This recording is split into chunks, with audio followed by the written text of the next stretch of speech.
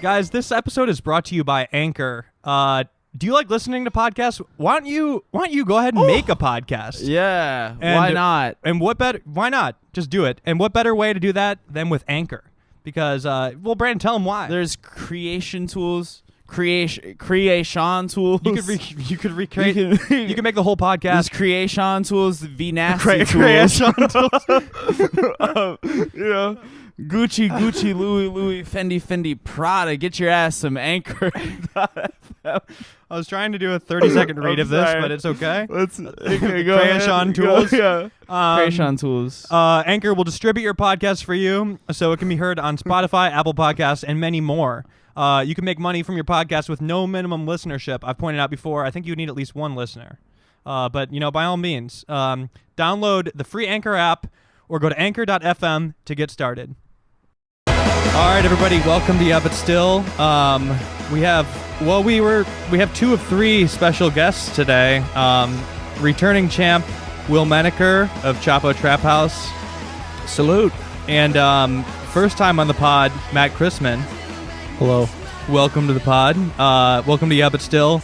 We were supposed to have Felix. He's currently missing in action right now.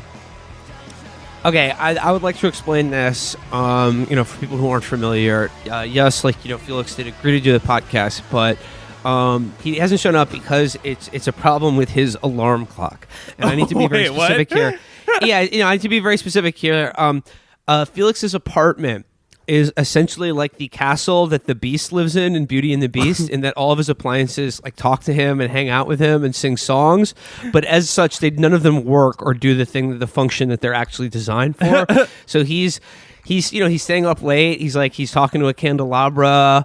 He's hanging out, with his coffee machine and things like that. They're singing, they're dancing, but when it comes time for the alarm clock to go off, nothing's going, nothing's happening, and he's just. Can I give the listeners some context?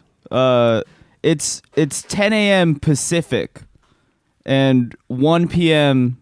Eastern. Yeah, it's late. I've already gone to the farmers market today. I'm doing Is that big allowed? Things here today. What? Is that allowed? Yeah, it is allowed. Yes, it's like a socially distanced farmers market. I want to make that very clear. Please don't call the cops on me. Yes, I did sort of handle all of the vegetables. No, I did not buy them. But going to the farmer's market is really just about vibing. It's not about shopping. So we'll see if see if Felix joins us at any point. But maybe he'll come in as a surprise guest. But either way, welcome to the podcast, guys. Matt, especially first time on. Thanks for joining us. Thanks for having me. We've avoided coronavirus talk pretty much exclusively on this podcast.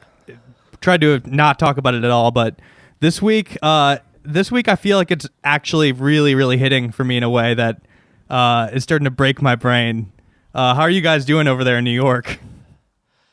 Well, we are here in the corona capital of the world. I think it's 15,000 fatalities so far, and you can be sure that number it's like 20. Probably...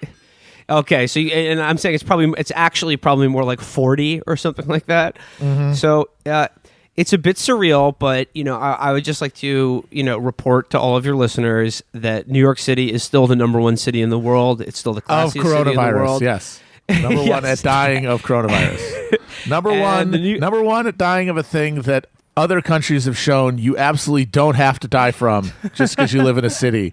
New York says, we'll see about that. We're special. We're different. We will guarantee that you die of this disease because of our absolute inability to fucking function as a goddamn infrastructure.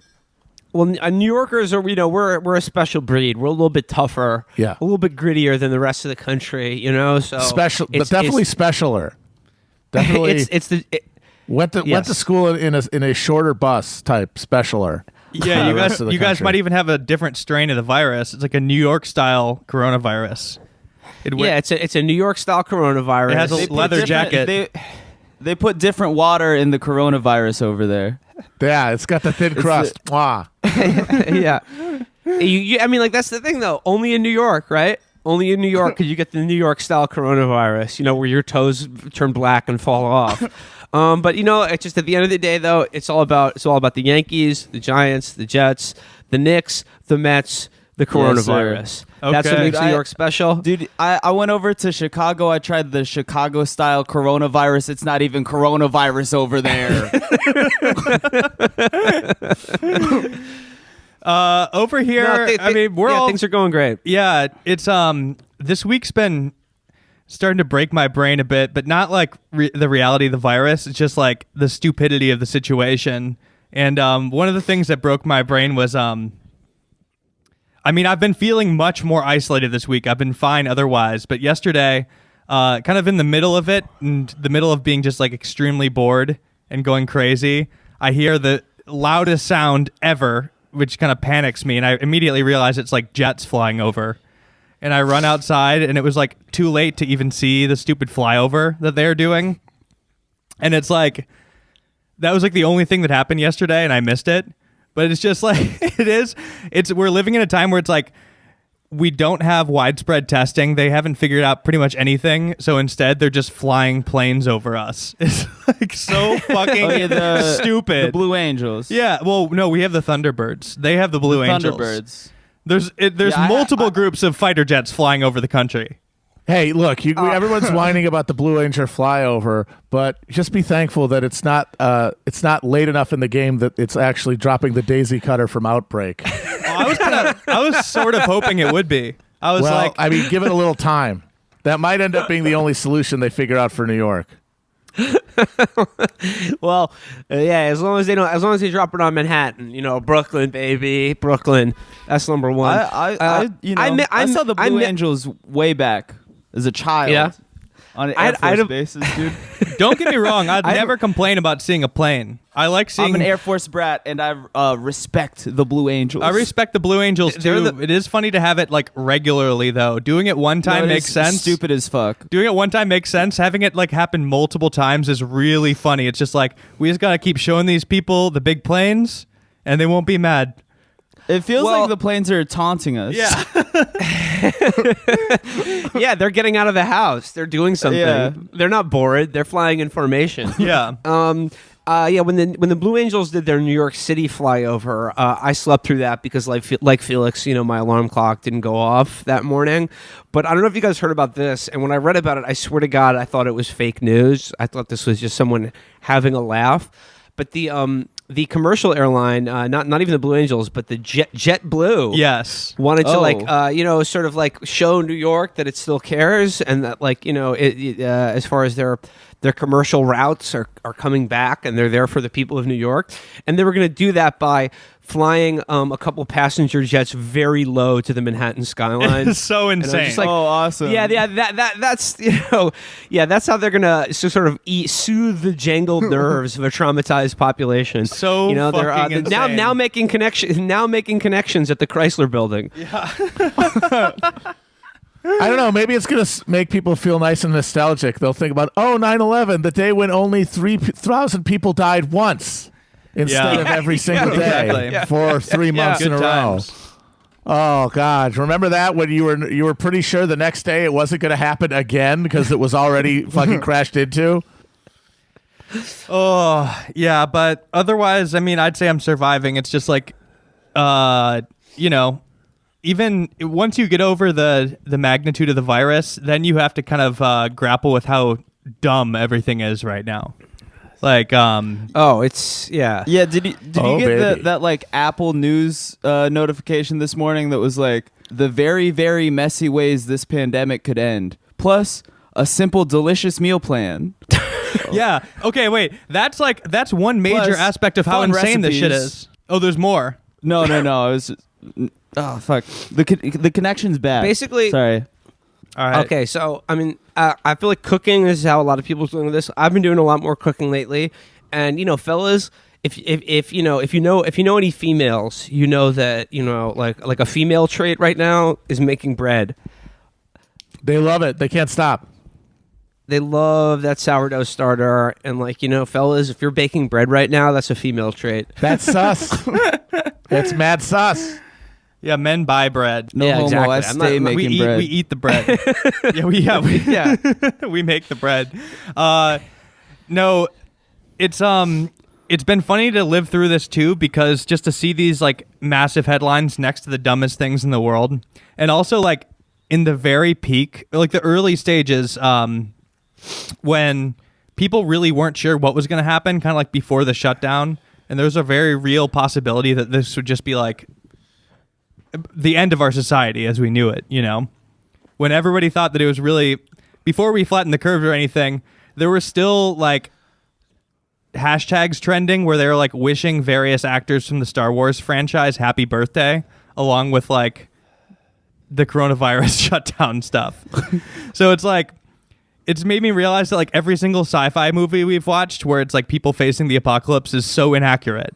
Like, well, yeah, because I mean, the whole purpose of culture is to just destroy your imagination that anything can ever be different in any way than the way it is right now. Yeah. And so that means you can't imagine the end of anything, so you just keep believing that everything's going to be the same until it just can't sustain itself anymore.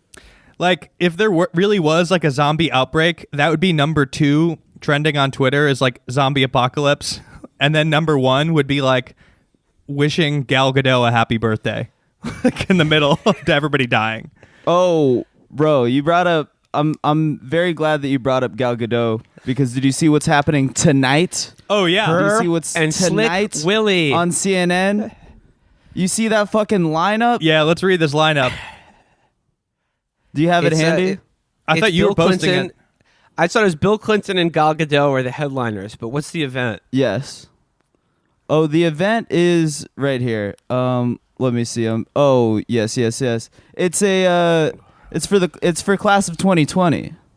Oh, it's these sort of like like Zoom graduation speakers. Yeah, class of 2020 in this together. Gal Gadot said, "It is a true honor to be a part of this amazing event, honoring all the 2020 graduates who are unable to gather with their classmates due to the pandemic.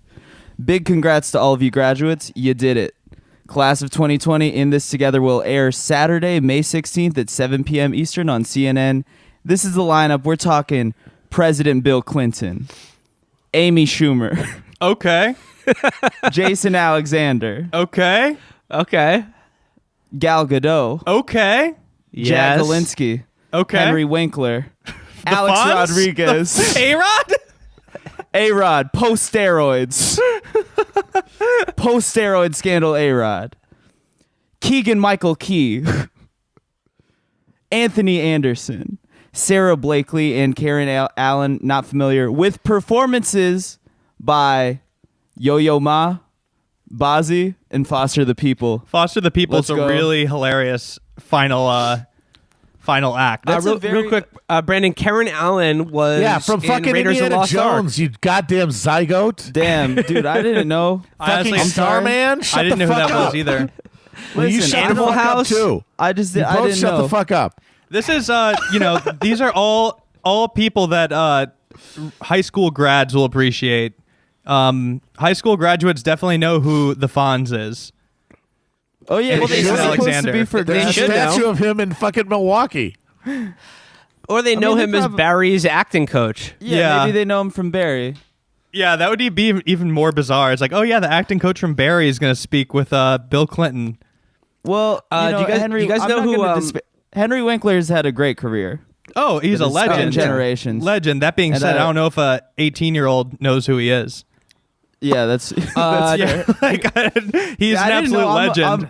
I'm a 27-year-old. I didn't know, care. Also, Foster the People, they had like a hit 10 years ago about like a school shooting.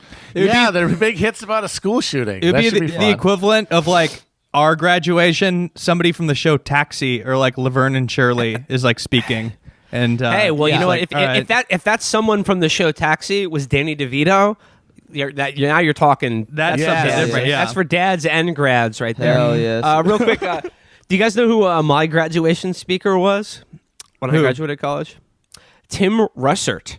I mean, I'm dating myself Wow. because this was when he was still alive. I think this is about a year before he was before the head of his head popped off. Oh wow.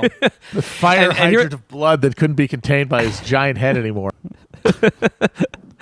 And the funny thing about Russert speaking at my graduation was like, I guarantee it was like, I don't know, 15, 20-minute spiel that I'm sure he's given a million times before.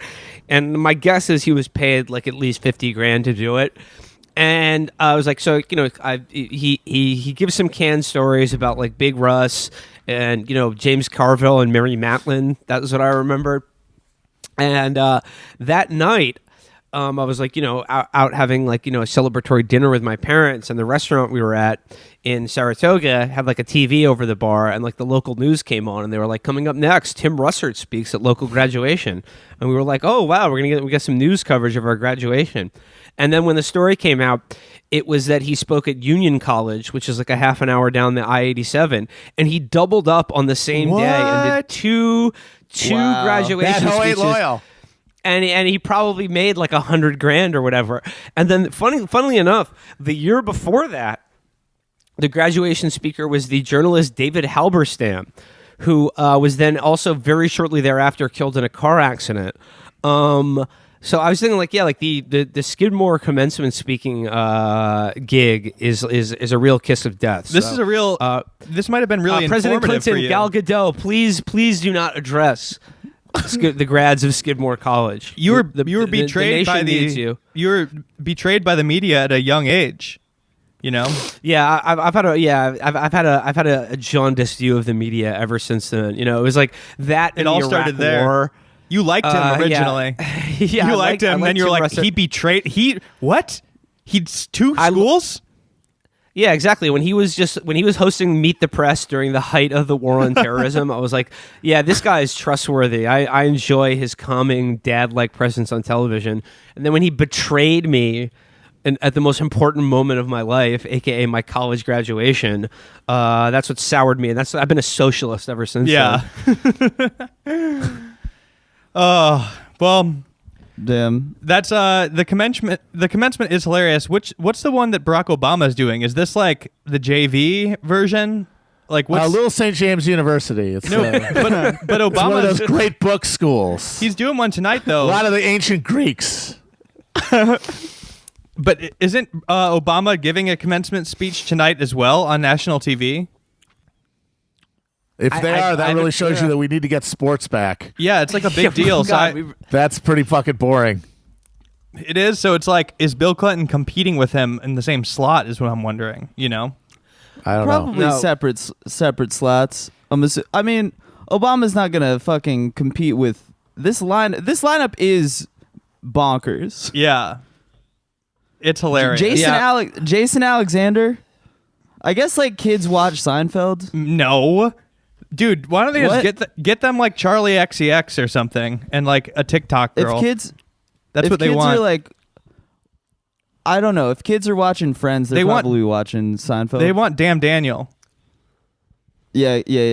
Yes. Get Damn Daniel a commencement speach. Damn Daniel sigh. In the absence of sports, though, I am gambling on these commencement addresses. I've staked out like a trifecta box position on which anecdotes Barack Obama will bestow upon us. Yes. So I was in the back of the limousine, and I said, "Trick, you better show me that money." Would you like to go around the world, or would you like lips or hips? Let me be clear. I'm only offering one. No kissing. Anyway, boys. Otherwise, you're surviving well in the state of things. Well, I mean, it's sort of similar to you, Jack. I feel like I was very confident in how well I was doing with all this, but I really feel like I have hit some sort of wall of just how fucking bored I can be before losing my mind. And it's like now it's just like I'm ready to die now. I'm ready to be bones in the ground, and I'm just like I'm ready to go home. I feel that too. I'm sick of this shit. Something that is really wearing on me lately, and I feel like you guys might be able to articulate it better. But it's very weird watching the president kind of act like a passive observer where this is all happening to him. It's like kind of been driving me crazy, and like retweeting people who are complaining about like the states being shut down as if he doesn't have power to do something about it. Well, yeah. I mean, like, I I mean, I don't know if he can demand that governors reopen their states, before they're ready to do anything about it. But I don't think he can I mean, yeah, well, certainly he can't necessarily force them, but it's weird. He's taken such a position where he's acting like he's part of the protest. As if he's not president. I mean, the weird thing with him, and I guess this coronavirus shit has really, really underscored that is he does interact with his own presidency like he's watching it on TV. Yes. and he's commenting on it like it's a TV show he's watching, and I think that's basically how he experiences life now as the most famous person in the world. It's hard to deal with psychologically because then when he does that, it's if things are bad, it's at least you could look at something or some person and be like, okay, they're not doing a good job. But he's also complaining about the job not being done well. And it's just a complete circle. Obviously with Trump being president in, the apocalypse certainly seems appropriate. But I mean, I think at this point, seeing how everything's shaken out, is anyone really confident that if Hillary Clinton were president or just anyone other than him, this country's response would have been any fucking less flat-footed? No, I don't think so. I really doubt it. Because they would have had the same issue of how do you keep the stock market up? How do you prevent there be a spook on the market or people dropping out of the retail sector against what? Maybe this thing kills a bunch of people. I mean, at the time, they're always going to make the choice to preserve what they imagine as the short-term benefit of the economy. Especially, imagine Hillary Clinton going into her last year in office, knowing that if there's a recession before Election Day, she's cooked, and she gets some guy saying, "Hey, there's a Chinese virus." They're not going to freaking batten the hatches immediately. They're going to try to slow roll it as much as they possibly can until they realize it's too late, and then it doesn't matter. That would have been the exact same thing. I mean, you wouldn't have had the specific idiocy of Trump like a child thinking, well, if you don't test people, then you don't have the virus if you don't have a positive test. That's an actual like a medieval villager would imagine. Yeah, if you don't go to the doctor, you can't get cancer. Yeah. Yeah, no, I mean, that was really funny when Trump was That's specifically Trump, but the incentive structure would be the same. Maybe this thing is a bad thing, but when has it ever really been a big deal before? Remember swine flu? Obama actually got criticized for overreacting to swine flu. Mm-hmm. I remember at the time because it ended up not killing that many people, and there were a lot of side effects from the sort of hastily manufactured vaccine. So they're not going to assume that this could have happened. They're going to assume it's another thing that we could manage. Certainly not something that they would sacrifice. What, she's going to sacrifice the chance of her reelection? Because she knows, get this is the best part. If Hillary Clinton, even if she knew this is a thing that we need to concern ourselves with, she would also know that if she did the necessary things to prevent it from spreading to the degree that it has, then people would never know how dangerous it was, and all of her actions would look like huge overreactions that hurt our economy and our freedoms. And she would have been defeated in a landslide by anybody. Yeah, that's true. I mean, I don't think anybody necessarily could handle it much better. I think everybody would have fucked this up. Our previous options. The non-fuck up button, it doesn't connect to anything in this country. Yeah. It's just for show. So if anybody had pushed it at any point, it would just make a little clown noise. It's psychologically a really chaotic time to live through right now in terms of how media operates, though. And I feel like there's less things to distract yourself with now, and there is a certain level where you need to kind of check in on the news just to find out if you're allowed to go outside. Whereas you're relying on it now, and it's even more chaotic than normal and brain damaging. Speaking of how just sort of strange it is, and just sort of destabilizing like it is to experience media now. And Matt, I know you noticed this, but I think it needs to be addressed. The season finale of The Blacklist that they made into half CGI graphics. Did you guys see that? Did you guys see that? What? No. Please. Okay, God, are you Are you familiar with? I think it's like the ABC show, The Blacklist. Yes, with, like, James Spader. I love the posters for it with his fedora and Starring like the smirk. James Spader as Captain Red Redding. Or something like that. I'm not. He's got a I'm dumb not name. familiar I've with watched. this program. I've watched a few episodes. But I did not see the finale. It's just like, you know. Okay, you guys, I'm actually going to have to show you the clip because you need to see it. Okay. So what happened is that I can make this happen. they were in production of the season finale when the whole Hollywood shut down. And so they needed to put it out there because it's TV, you know, it's the end of the season.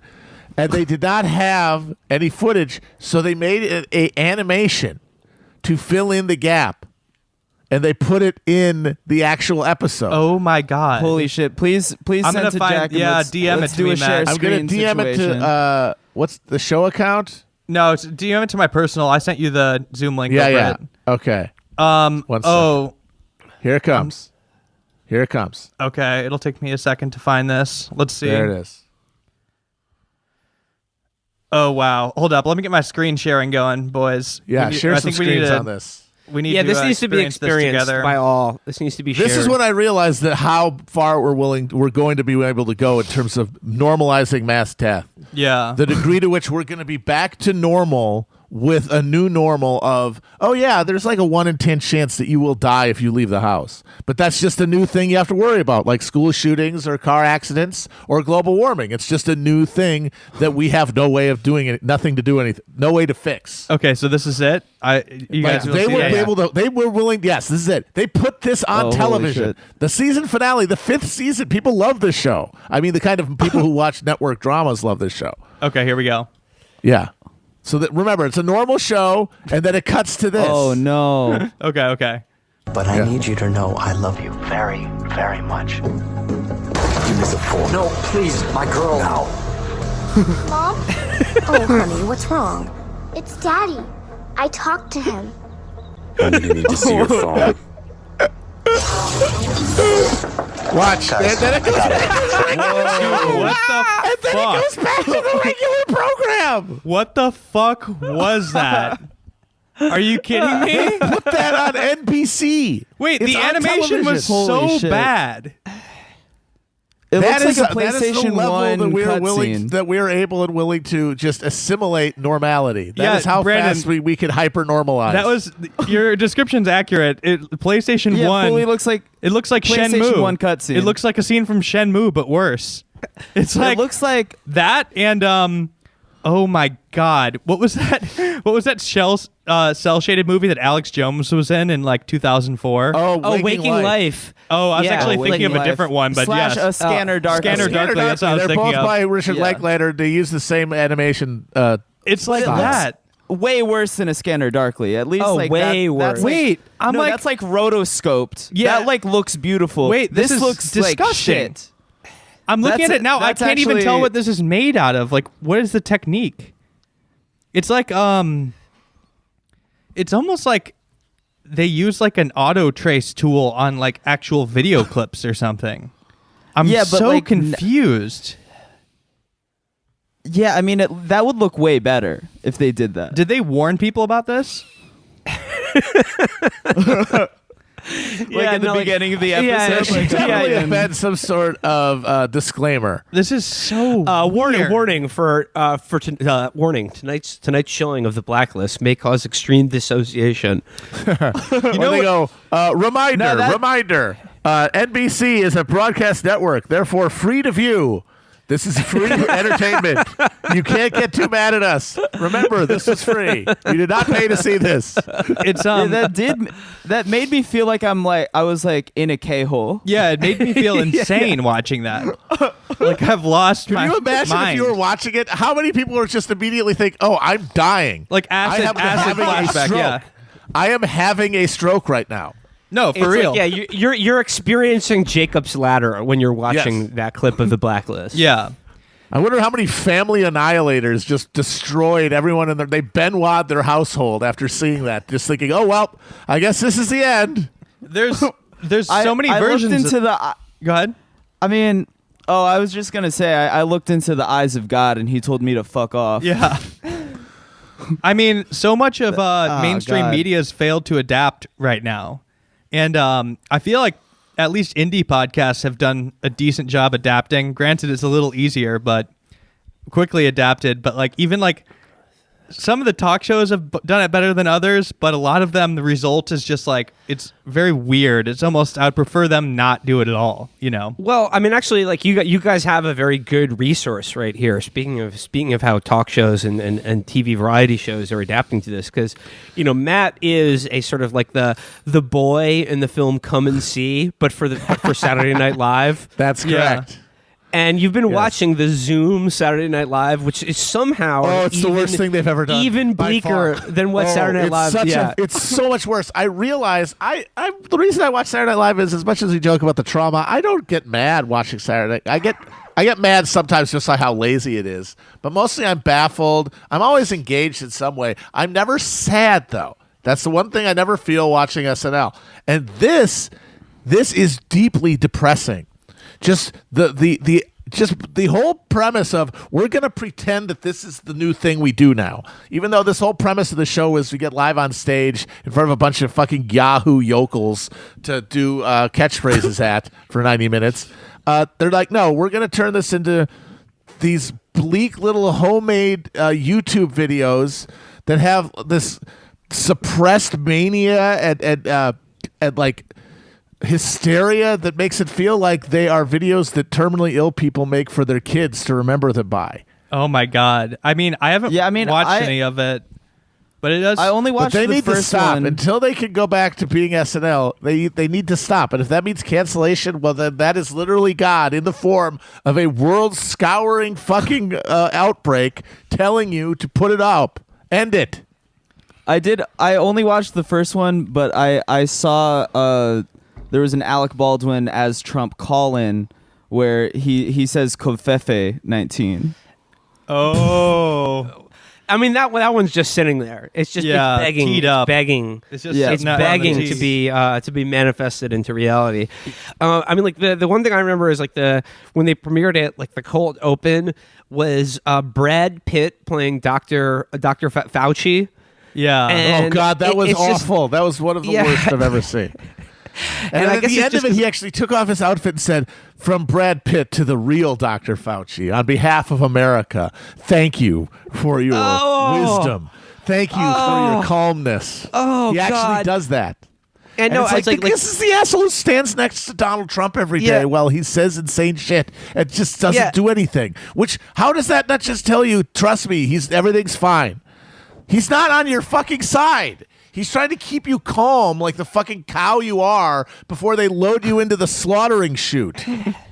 He's like Temple Grandin. He's trying to figure out a way to like keep you nice and relaxed, so when the bolt goes in, you don't spoil your meat with too much cortisol. No, but yeah, it's like it's part of this bizarre thing that's been happening, you know, in the Trump era, but like you know, more so now under these heightened conditions. And like Fauci is like the perfect example of it, where like everyone who's against Trump, like the resistance, has got it's this weird like signaling they do where like they latch onto a figure that's like the manifestation of competence and everything Trump isn't, but they also want to fuck him too. Yeah. And that's why like by Brad Pitt playing the guy, and like Fauci's like some little Italian gremlin. He's just this like little old man. Like nobody wants to fuck this dude. But like all of a sudden now people like I swear to God, I saw today they now have women's underwear with Fauci and Andrew Cuomo's names on it. And it's like Andrew Cuomo, one of the ugliest men alive. Like I mean, he looks like fucking Bowser with AIDS. It's like I think he looks and sounds exactly like Moe from The Simpsons. Even with even to put them in the same category is insane, because Dr. Fauci, I mean, even if he's like worshipped too much, he's had a career of like making breakthroughs in health and doing good work. You could say that like he deserves respect. Andrew Cuomo just does like 4-hour Twitch streams on the news. And that's it. Fucks things up. And, and like I said, is presiding over the world's single worst outbreak of the coronavirus. Yeah. That's the craziest thing, is that there's no there to support. It's literally all, you are admitting that it is spectacle. You are admitting that he's on TV and he's just so soothing. Not like those Trump press conferences, because my cultural my cultural vocabulary sees Trump's press conferences as gaudy and fraudulent and embarrassing, but they see Cuomo's as reassuring and competent. Guess what? Republicans look at it the exact opposite way, and you're both saying that the only thing that matters is how these fucking people make you feel. How their presentation of power makes you feel. Forget how they've actually performed. Forget that they're presiding over the most botched response at the national and state level that you could have. Yeah, it's very weird. What were you saying, Brandon? I heard you talking over there. I mean, it's literally all tone. Yeah. Like, it's literally like all people care about is just tone. Yeah. Like, they don't give a fuck about anything else. It's literally just like, oh, that guy is polite. They in the early days of the corona, I was doing really long coffee sessions in the morning, like 4 hours of sipping coffee. And I would like turn on the TV and I would see Andrew Cuomo mid-speech, and then I would start to do stuff, and I would like do errands, like several activities, come back hours later and see this man still talking on CNN, like 4 hours deep into it. Was like basically what has become like a Twitch stream. And I couldn't believe it. I'm like, yo, don't you have something else to be doing, man? Like, why are you still going? He's streaming more than Hassan Piker is. No, yeah, he is like putting up Hassan Piker numbers. Yeah, and you know, like, and I don't know. I mean, like, I guess like for listeners, like, not in New York State, like, I mean, just to underscore, like, New York has like far and away like the highest concentration of like cases and deaths like in the fucking world right now. But like also like his model of leadership here, because like, I mean, I understand like psychologically the need for people at a time like this to just sort of like grab onto like any figure of like that shows like any level of like competence or reassurance. Like, it's just driftwood in a shipwreck that you're clinging on to, like, to fucking not like just go under. But like Cuomo, even outside of the atrocious response of the state government, his like the actual way he's governing right now is to immediately go back on campaign promises, like things that he said, like, oh, we're definitely doing, which were the legalization of marijuana and the end of cash bail in New York State. So like he's explicitly reneged on those two things, and it's like marijuana, whatever, we can wait for, but the cash bail thing, like the actual like function of that is to keep thousands of people in Rikers Island, which is like has the worst outbreak in the world. Like, the highest concentration of it is a literal death house of people just awaiting trial, of like, 40, 50, 60,000 people on Rikers Island right now. And on top of that, has just announced the other week that he is turning over essentially all of New York's public education system to the Gates Foundation and Eric Schmidt of Google, doing like a textbook Naomi Klein shock doctrine shit to just privatize New York's public education and healthcare system. Jesus. In the midst of this crisis. And like his whole thing is just like, oh, well, we've realized that like, kids can just go to, like, there doesn't need to be a building where kids go during the day. They can just hop on Zoom, and like a screen will tell them. Exactly. The screen will tell them, will both surveil them and give them tasks to do.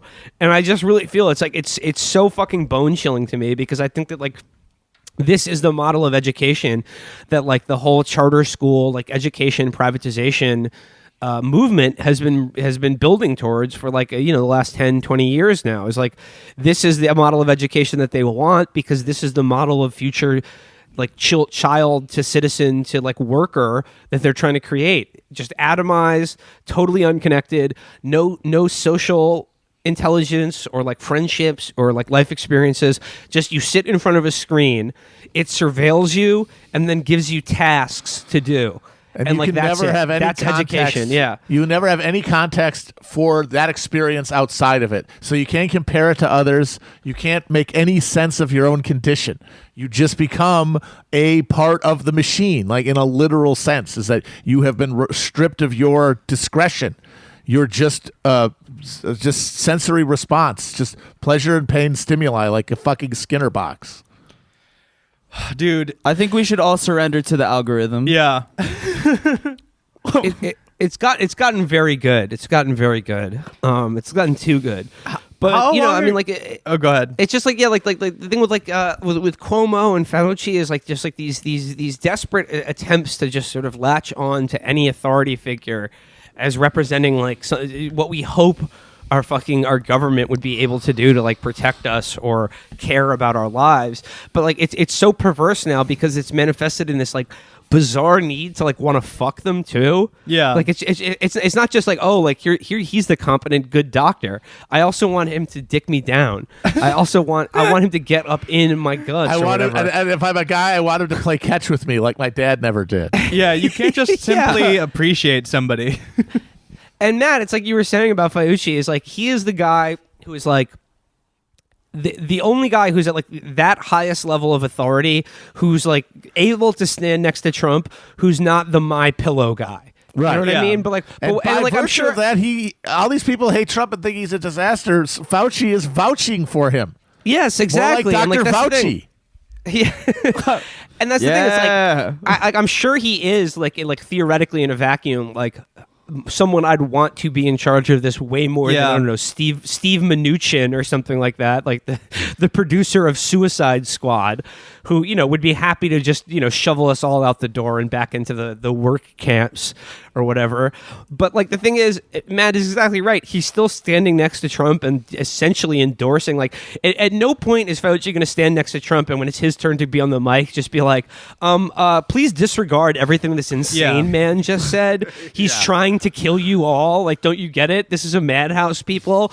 You blew it up. They blew it all up, you bastard. But Like he, like- Chet Heston at the end of But Planet he of like the Apes. made he made a face. It's hard. I can't even Oh, imagine yeah. the line he has to walk. Yeah. Because I mean, I'm sure he knows that if he slipped up or even like badmouthed him one time, he would immediately get replaced by like Jared Kushner, or Kimberly Guilfoyle. But like, I know, but like, wouldn't that be like a more socially useful thing if he just made a show of getting fired or resigning because he's like the guy I'm supposed to be working for is just like the most clueless ape imaginable, who's like just venal indifference to human life and suffering makes my job essentially irrelevant. Isn't that the first rule of medicine? Do no harm. Well, he's doing harm by fucking, essentially co-signing this fucking atrocity. Yeah, I think he's doing what he can. I'd rather him walk the line and try to help the best he can. But how is he epic. helping, I guess, is the question I have. I mean, I'm not seeing any help in the form of this doing anything other than the real failure is that the only reason we were supposed to be in quarantine was to buy time to effect a response. Some sort of contact or tracing system, some way to allow, or some way to replace the market if we can't do that, to replace the retail sector.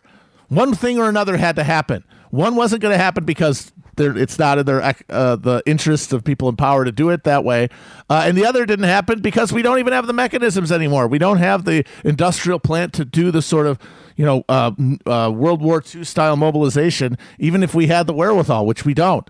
And so that time was wasted. And now everyone is sick of being indoors and they're going to go back out. But we have not done anything to make them going out safer. Absolutely. So that time was totally wasted. And Fauci was there that whole time patting our heads and telling us it was going to be okay and that our sacrifice wasn't in vain. And it was, because the whole time no one was doing anything to put us in a position to deal with even now. Forget about a month from now. And that means that's on anyone who allowed that to happen. So it was on him to, as soon as he realized who he was dealing with, at least try to give people an idea of what the fucking crisis is and maybe say something. It wouldn't necessarily mean anything because everything is so cocooned in, everyone's partisan beliefs. Obviously, Fauci would have just been written off as a Democrat. It wouldn't have mattered. But there's still this naive faith that there is a plan, and I think he's largely responsible for that. Yeah, I do not believe that there's a plan at all. If he's not telling people that, then that is a greater irresponsibility and a greater violation of his oaths than anything else he could do. Yeah, it's a tricky one. But Matt, we do have the planes. They figured that out. Yes. We have the planes. When they're going to start spreading the chemtrails. Dude, What if they could put what if they could put the vaccine in the chemtrails? Yeah. Problem solved. Exactly. Yeah. Dude, how long ago was it where we were in Vegas? Or oh my god, dude, not long. We were in Vegas. It is night before Bernie was. It was like 2 months ago, and I swear to God, we were talking about this. Matt and I were talking about this the other day. Just like our last day in Vegas, we were at like the Bernie victory party. Bernie had just crushed the Nevada caucus, and we were standing outside. It had just rained in Vegas, and then there was a full rainbow over the entire city across and the we were sky. like, and we were like, you know what, guys? R.I.P. double rainbow. You know what, guys? I was like, I think things may be getting better. I think we may have finally turned the corner. And it's just like, and then I just like, you know, like we were filming all of this, and like when we finally put it out, like we're just like gonna end with that scene, and then just hard smash cut like 2 months later, and then it's just like the screen is just like a zoom, and we're all in our own little video boxes going, yeah. So not only did it not get better, it got like a million times worse. Infinitely worse. But like, We I should remember just that all feeling. say owned in unison. Yeah, owned. Yeah, and it was just like, I was just like, you know what? It really feels like we're finally going to do it, and like, you know, like we like something good is possible. Yeah, and it was just like the world, all is coming together. Yeah, that was pretty funny. That mere months ago, you Will especially, you were getting extra spicy. Like, you were definitely like, you were feeling gassed up, and like, you were naturally real gassed. so, right? Yep. Like, you know, Bernie went, 3 in a row. It felt like, okay, we've got this in the bag. And then, pride goeth before the fall. Yeah, we got owned, frankly, as we had coming in a literary sense. Well, yeah, I mean, like, it's like the Hubris. ancient Greeks believe that like the worst thing possible is to ever let the gods know that you're happy. Yeah. And yeah. like, I obviously I was getting high on my own supply, but it was not a totally irrational thing to believe at the time. It really did seem like, like we had the momentum, and it was just like, like that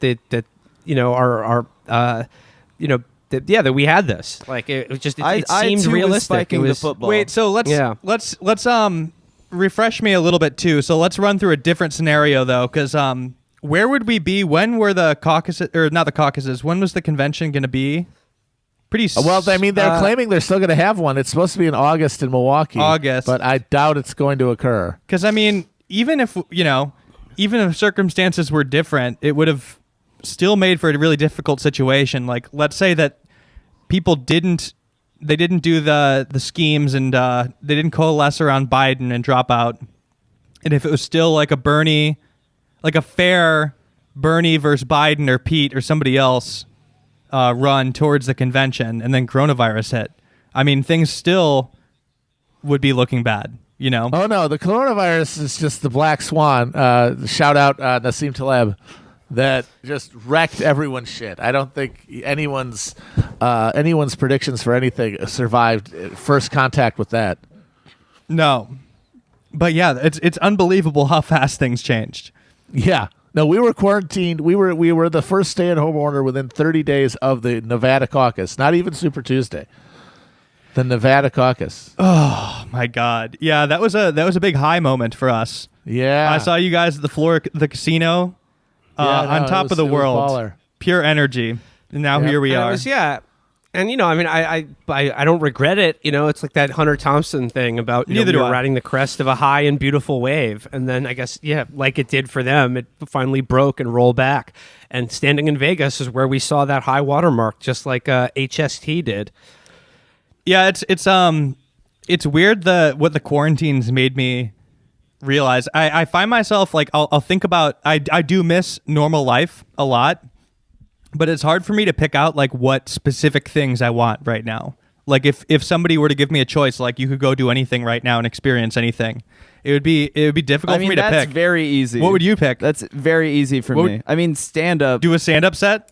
Like, I very much miss stand up. Okay. Like a lot. Like it's definitely been like, I mean, it's just like, okay, one of my only passions is just like, I probably can't do it until at least 2021. Yeah. And then like I don't know. I went to the grocery store with like gloves and a mask, and like had to wait in line, and then I just like lost it when I got home. I was just like, this is fucking insane. Like I'm just. You know, I miss going to the grocery store without gloves. Yeah, and gloves and a mask suck. But like in terms of shopping, the worst thing is when you get done shopping and get back in your house, you have to like disinfect each of the fucking things that you've bought and like I don't know, like wipe it down with the Clorox wipes or whatever, and like that takes fucking forever. It's just a pain in the ass, you know. And I guess like I don't know what I would be doing like specifically, but you know what I miss is just my homies.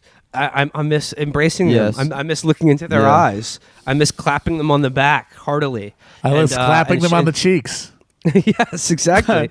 I miss clapping with my homies. It's just like you know, I'm not the most active person otherwise, but I want the option to like go outside or do something. That's kind of what it is or whatever. For me, it's not like I. In that scenario that I play through in my head where I could be granted a single night, you know, my first instinct isn't like a bar with my friends. Like I could deal with not having that. But it's weirdly, like simple things like just going to the grocery store normally, or I want to go to like a coffee shop and just sit there and just be regular. I mean, just a nice... I was never really that much of a bar guy, but I always liked having friends over. Yeah. And you know, that like I mean New Year's Eve, fucking Will, you made a nice pork roast. Yeah, definitely. We all had a night. You know, That was delicious. Yeah, it was great. Yeah. I don't know. I don't know. I don't want to go fucking I'm not going to let the virus paranoia like wreck me, but I'm not gonna like pretend that like it's like basically the same. It's like basically the same for me. Like I'm not gonna fucking like be that guy. We were that guy for a little bit, and I was that guy like initially, but when I ignorantly thought it was gonna be like a 2-week hiccup. Yeah. You know, like I was one of those fucking dummies. I think was like, oh, this will be. Vacation. Well, I think, and that's what's psychologically, I think, like the worst thing about this, or like what's the hardest thing for like people to deal with, is not so much the sacrifice or just like break in normalcy. It's the not knowing when it's ever going to end. It's not having like any like deadline or like end in sight. And like what we have now is this weird thing where like, they're basically going to end depending on what state you live in, like these lockdowns, and they're just going to go on and probably spike the virus where it happens. But then, like, I'm sure there'll be a lull in the summer. But then, like, most things I've read seem to project that it's going to come back just in full force in fall and the winter as well. So, like, we're looking at just an indefinitely changed state of affairs, where it's going to be this like half real, half lockdown thing, where everyone is just sort of like kind of deciding for themselves, like, to what extent they're going to half-ass it or just not do it, or what extent they're going to put themselves at risk, physically weighed against their own sanity of just like not doing anything, being indoors all the time. I wanted to make a point, but before Matt, what would you pick in that scenario? You get to do one thing. Outdoors? Anything. You get to have one night. You can do whatever you want. I would like to go to a party. Okay. I'd like to go to a crowded event with a lot of people hanging out. Okay. I think one of the most psychologically difficult things to grapple with for me is like the idea of if you lose a whole summer and potentially a whole year, like that's one thing to just do nothing that whole time, but to have your life pause for that length and create like a clear midpoint that gives you that much time to consider what you're doing, it puts like a lot of choices in front of you that I don't think most people are ready to like face that directly. And especially like a lot of stuff that you were doing before, it's like you would have to really go and restart it, And I've had to like kind of take inventory of like, okay, what do I actually want to keep doing when this is finally done, And there's so much stuff that is like, is that really worth restarting? what am I going to do after? You know, I find myself thinking about that constantly. I mean, pre-COVID, I think like having the kind of schedule that allows you to like spiral existentially was like a privilege. Yeah. That was like a privilege afforded to only like podcasters or comedians or whatever who like have like a very loose work schedule where like they can afford to like be like, oh, what am I doing? Like, what is this? Whatever. But now like everybody gets to experience Everybody gets a taste. Yeah, everybody gets a taste. Yeah, and like and overall, like that does concern me as well, because I don't know, like culturally, like as a people, I don't know, like too much self-awareness could be like a very dangerous thing for the American public. I don't know where that's going to lead. Well, and now it's real, you know, before like those existential crisis moments are like, you know, they could be a lot of factors, but here it's like it will be a restart and starting from square one for a lot of things, even if you were progressing in like your career or whatever. It'll be a restart for a lot of things. So it's like, okay, do I want to restart that, or do I want to do something different, you know? Because it's been like a year off season, you know? Now many people, this is a rare chance when the entire country is like forced to take this huge break, you know? We need to bring all they're back going to do is Man on become the Street stupider pranks. and angrier. Okay, wait. Speaking of Man on the Street pranks, did you guys see this thing where this fucking like Instagram comedian in New York just like dumped this giant thing of cereal on a full subway car And milk. Yeah. And yeah, so like cereal and milk on a subway car, and he was like, someone help me put my cereal back in the bucket. And like this is like a subway car with people like in PPE, you know, braving public transport to go to fucking work. And this asshole this is just dumps like COVID. Yeah, no, this happened like a week ago. This is like, everyone's this wearing is a like- mask with him, and he's got this giant plastic bucket of cereal and milk, and he just spills it all over the ground. I would have And beat then him to just death. move away from I would him. have beat him Yeah. to death. No exaggeration. And like right now, he's The if I fact saw that the people didn't beat him to death proves that the idea that New Yorkers are a bunch of like violent psychos that are wildly rude is insane, because in most countries and in most places he would have rightly been killed. yeah, Brazil, he would be done. yeah. Oh. No, New Yorkers are like crushingly polite, I guess, or just unable to like to deal with or notice such a violent assault on social norms. And like it's just this fucking asshole was just doing it for fucking likes, and it was just like, no one's gonna help me put my cereal back in the bucket. Oh, why is everyone filming me? And it was just like I saw that and like he should be sent to like a penal colony or something. Oh yeah. Yeah. Or just like or just like sent to working in a hospital's morgue right now without PPE. Yeah. That's like the type of thing that makes you reconsider your whole ideology just to adjust things so that he gets punished. Yes, exactly. Like I open want the carry harshest, legal in New York. Yeah. Yeah, no, I want the full weight of like the carceral state to come down on this asshole. Yeah. I mean, I would have attacked just seeing him pour cereal into a big bucket on the subway before he even did anything technically wrong. I would have just been mad at him being that random right now. I'm not ready to deal with randomness. Now is not the time to be random. Absolutely not. Now is not the time to be hyper. No, absolutely not. Now is not the time to be awesome sauce.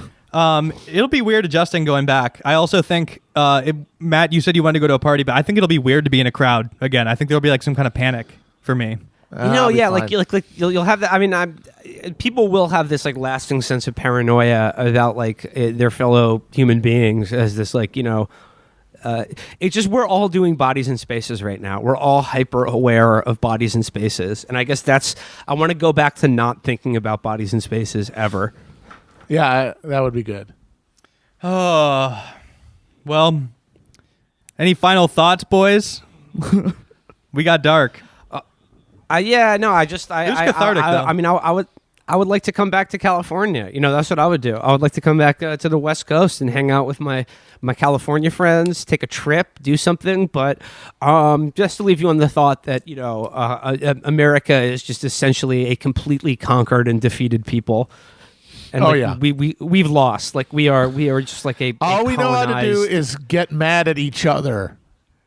As the most powerless people we can see, the people at our level, and just bite each other's heads off like chickens in a fucking slaughter shoot. Once again, with the slaughtering shoot metaphors. We could all go down. We could all go down to Florida. Like, all the liberals are mad at people who are going back to Chili's or whatever, and all the conservatives are mad at all the cucks who are staying indoors.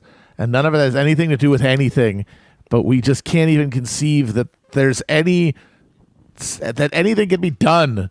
And so the only thing that you could do is control your response to things. And so you can just get all of your political energy vented by just judging other people for their bad reaction. Yeah, it's an awful time. It's as soon as this became extremely politicized and not wearing a mask became an act of freedom, that's when it started to get really hard to process the media, the media of this time. Yeah, you know there. Wait, okay, this is kind of this is another thing, real quick. But did you hear about how they're thinking about like filming shows overseas? Like sure, why not? Shows? Oh my God! Have you heard about? I'm surprised they haven't done islands. Just buy an island like or something. I literally heard that they're gonna like start filming The Big Bang Theory like in China. Oh my God! That's like something that people are talking about. That's so I can funny. think of one. I can think of one island that would be very good for TV and movie production that I think is currently not in use. They've got a lot of experience with it. They're familiar with exactly. all the crevices and the hideouts. Yeah, I mean, we'll see. So far, they haven't done a good job adapting, so that would be the logical next step, is Chinese Big Bang Theory. I want my movies and my stories. I want my programs to come back. I want my movies. I want my TV shows, and I want my pornographies to just come back. Fuck this quarantine. You know, let's be brave. Let's get out there and let's just fucking suck on film together. Let's laugh. Let's have some movies. Speaking of that, before we leave, Will, Matt, Brandon too, let's get your quarantine binge watching recommendations or movie recommendations. Could be a book too. I don't give a shit. Any entertainment. I don't fuck with that. I don't fuck with that. Fuck a book. Oh, I've been Catherine and I have been, and actually this has been really satisfying, and it's been hitting exactly right. We've been rewatching the X-Files. Oh, I love it. I recently did too. That's been our like bingeable like TV show. Like just do like 2-3 episodes of the X-Files in one sitting. It's been landing exactly right. It is such an interesting document of like the 90s American culture. Oh yeah. It's very poignant in retrospect because it was some of the only media of like, it was like the first like big like pop cultural things like really express like at the moment of like looking back in the 90s is like the perfect decade where like end of history. Everyone thought we had figured it all out. I think what the X-Files shows is that like after the Cold War, like the Soviet Union and like the specter of communism was really the only thing keeping this country honest. And like in the absence of like a sort of geopolitical rival, we had nothing left to do but like look at ourselves and everything we did to win the Cold War. And what we saw was like deeply frightening and alienating and paranoid. So like the X-Files is like the perfect distillation of that like 90s paranoia of like vague distrust of like America itself, and like all these little things that we take for granted about our everyday life is just sort of like coursing with malevolence and paranoia. It gets a little goofy in the later seasons. Oh, it's very goofy. But, it's very goofy. Like it's in terms goofy of plot, from the get-go. People coming back to life too much. But I'm a big fan of the Lone Gunmen. They have some great fits on those guys too. There was a few times where I was trying to find the T-shirts that the Lone Gunmen, the hackers from the show, were wearing. Yeah. To no avail. Matt, what about you? Well, you heathens can watch your stories on your televisions. I actually am reading a damned book. Okay. And I recommend to anyone who hasn't ever read it before. I'm rereading the old classic Moby Dick. And you know what? It's so good. It's like Moby Dick is an amazing book. It's very fun to read. If you've never read it because you thought it was too big or it's too old, you should read it. I don't like most 19th century literature, but it's not even like that. It's very modern and good, and you should read it. And Also, yeah, and you may be surprised if you haven't read it before just how funny it is. Yeah. It's very funny. Melville is hilarious. It's very sharp. It's very funny, and it's a very funny wildly read. satirical. And it's got everything you want. It's got a big whale that is a metaphor. Who doesn't love a metaphorical whale? Brandon, you got any? I mean, I've been saying that, you know, I'm watching Sopranos for the first time. I'm on season 5 now. Hell yeah. Not exactly a rare finally, rec, but I'll double down on you saying, which is, I'm glad you're doing it. I mean, yeah, that is, you know, I think like all of you guys, like your cultural diet, you did that years ago. And that's a major tentpole of your like reference pool. I actually only finished Sopranos for the first time like a year and a half ago. Oh, really? Yeah. I mean, I'm ready for Carmela to get hers. What's up? I'm ready for Carmela to, you know, have sex. Well, she fucks David Strathairn while her and Tony are separated. Or sorry, spoiler alert. I don't know if I was gonna say. Oh no! I got to them being separated, but I'm mad that she didn't fuck Furio.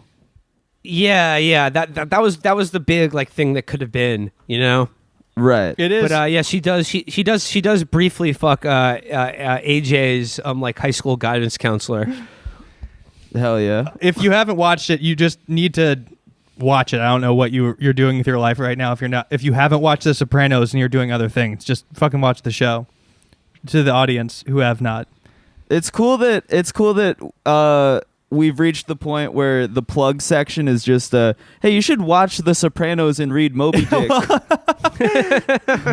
You got any plugs? Yeah, the TV show Sopranos and the book Moby Dick. I mean, it can be useful. I've like ran out of things to do, man. I've watched all of TV. I know. I mean, and also you're lucky you haven't seen that show. I've watched TV. I've watched all of TV. I've completed it. Oh yeah. I mean, yeah. Prior to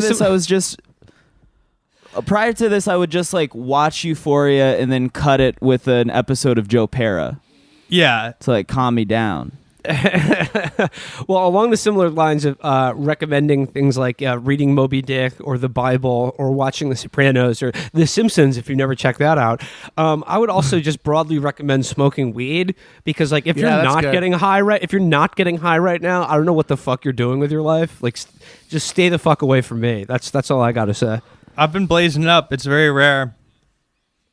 I'm trying to. I don't know if I have any 000 on Amazon Prime. I really like. That's like a deep cut that you should check out. Never. Yeah. It's like just a very intense graphic like drug gangster show. It's like Sicario times 10, but it's fun. You know, it's a good Amazon Prime show. Surprisingly, I'm with it. Also, I watched The Leftovers finally, which is really good. But yeah, I don't know. I guess we didn't have Felix come in. He's probably still asleep. Yep. Little snoozy boy. He's little Nemo in Zumberland. Look at him. Yeah. Missing. It's 2:30 p.m. Missing shit during quarantine is wild. Like. Yep. Yes, it is. It's his alarm clock. Wait, is there actually a problem with the alarm clock? He just lies. He his alarm clock. Or flakes on things and then lies and says it's an alarm clock. What kind of alarm? Who uses an alarm clock either way? Like, I'm using my phone. I'm telling you, it's not a real thing. It's an alarm clock that's also comes to life in his apartment and it sings and dances, but it doesn't do the thing that it's supposed to do. It sleeps also. It gets a little pillow. Be our guest. I can't tell where the joke ends and reality begins right now. There's no joke here. There's no joke to be had. I want to know the brand of alarm clock he uses. We need to get him a new one. Yeah, it's called an iPhone. Okay. Well, I don't know. We'll see when he actually gets up because I'm sure I'll get the text sometime soon. But I don't know. Make the text that he sends you the episode art. Yeah. Oh, sorry, man. From Felix. Oh, fuck, dude. My fucking alarm clock. Yeah. I guarantee you the phrase alarm clock will be used. Yeah. Oh, dude. I hurt my arm yesterday doing kettlebell swings, and it just made me sleep weird. And yes. Dude. Yes. Yeah, I'm sorry. All right, guys. Well, thank you so much for coming on. Thank you. A pleasure as always. Salute. It's lovely to see your faces and hear your voices. Yeah. I sometime soon. Hopefully, when this is all over, we're Back in I'm blowing my life again. Goodbye. Cheers, guys. See you Bye. guys. Bye.